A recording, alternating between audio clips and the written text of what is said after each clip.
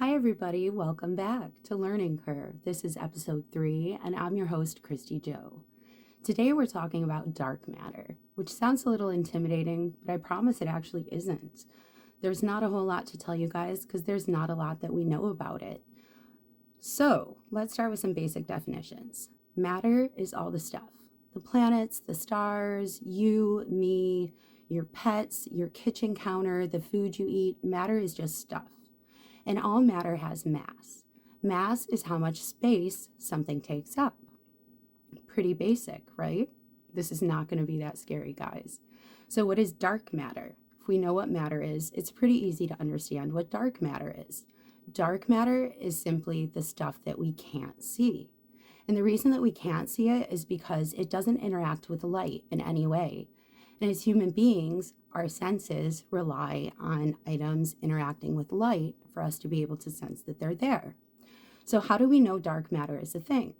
Well, this number is going to shock you, but the matter that we can actually see only accounts for 4.6% of the actual matter in existence.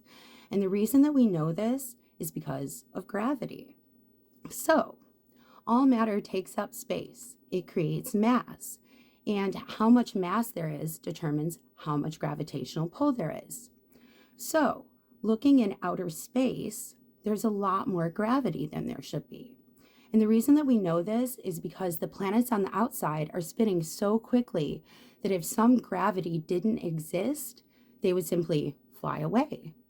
It wouldn't all be held together. So we know that gravity is what's holding everything together. Therefore, there must be matter that we can't see. This was first introduced to the scientific community in about 1933. And at that time, it was kind of considered pseudoscience. But as often happens, the only difference between pseudoscience and actual science is time. And the scientific community is finally looking into this. In the 1960s and 1970s, they started taking it a little bit more seriously, and now it is widely accepted that dark matter does in fact exist.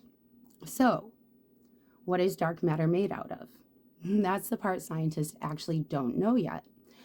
The two leading theories in layman's terms state that dark matter is either made out of things that are bigger than normal matter or things that are much smaller than normal matter. And that's why they don't react to light in the same way as the matter around you and I.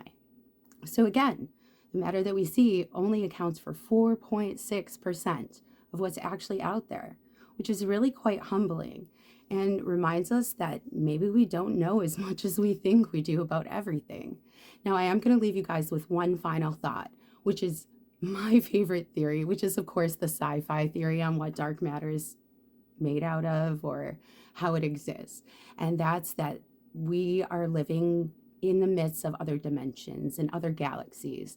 And where we see dark matter or don't see dark matter, for that matter, okay, guys, I need to stop, is where the stuff exists in those other dimensions, in those other galaxies. So I hope I didn't confuse you guys more. This one was nice and short because there's not a whole lot to tell you about. And finally, let's see what we're learning about next time. All right, guys, episode 4 will be about pickleball. I know absolutely nothing about pickleball. This one's going to be fun. See you guys next time. Thanks for joining me.